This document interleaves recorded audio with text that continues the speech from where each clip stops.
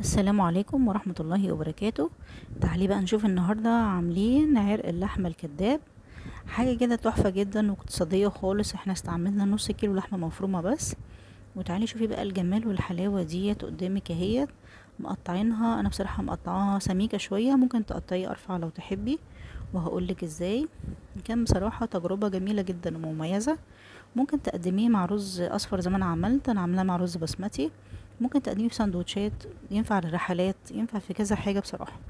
تعالي بقى نشوف جبنا ايه. جبنا نص كيلو لحمة مفرومة تكون فيها نسبة دسم حوالي 20%. وجبنا كوباية برغل صغيرة، قيمة 100 جرام مثلا برغل مغسول ومتصفي بس مش منقوع. وكمان حطينا عليه كوباية من الفيجيتار حوالي 100 جرام برضو. الفيجيتار اللي هو بتاع البانيه دوت. ممكن كمان لو بتحبي السايب او كذا برضو بيمشي حلو. دي معلقة صغيرة كبابة صيني، ودي هتبعت الطعم في حتة تانية خالص. معلقة صغيرة برضو فلفل اسود.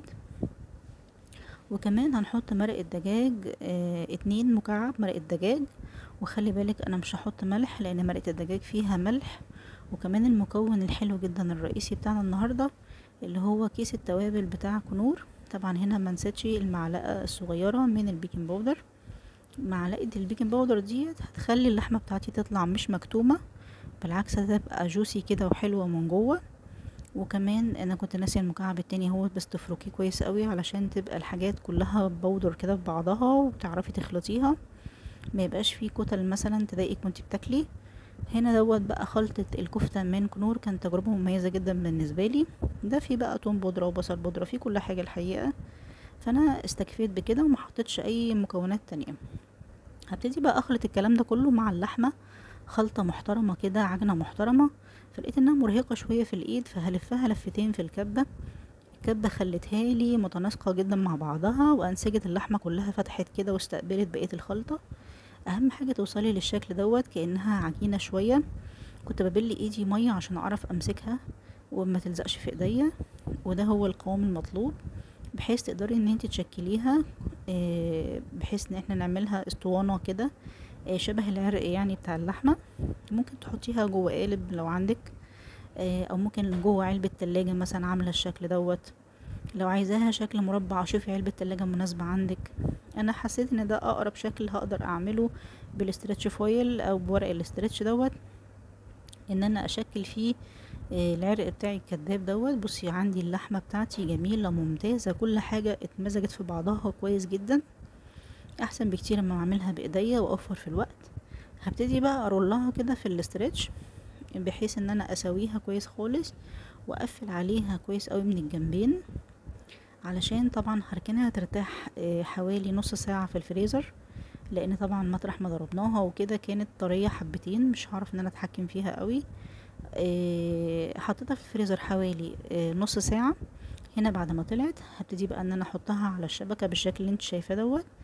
اي شبكة عندك، دي الشبكة بتاعت الشواية اللي هي الكهرباء دي استعملتها، ممكن شبكة الفرن لو تحبي، بس اهم حاجة يكون تحتيها حاجة، صينية او صاجة بس يكون فيها مية. حطيتها في الفرن قعدت ساعة بالظبط. ده بعد ما طلعت بقى وسبتها تبرد كمان، بردت خالص براحتها. عشان اعرف اقطعها، لو قطعتيها وهي سخنة ممكن تتفتت منك خالص، خليها تبرد تماما. وبعدين تعالي نقطعها بسكينة تكون حامية شوية عشان توصلي للنتيجة اللي انتي عاوزاها. ممكن كمان كنت تحشي الرول دوت بزيتون، لو عايزة زيتون اسود، او تحشي جبنة موزاريلا او تحشي فلفل. انا بصراحة عملته سادة مش محشي حاجة، عشان دوت كنت هقدمه مع رز بسمتي. بصي المنظر جميل والحلاوة، ماسكة نفسها كويس قوي، مش مفتفتة خالص. وكمان الطعم والريحة عايزة اقولك حكاية لوحدها اصلا. الكباب الصيني وبقية المكونات عملت ريحة تحفة جدا. كانت تجربة مميزة بالنسبة لي ان انا قدمته مع رز اصفر.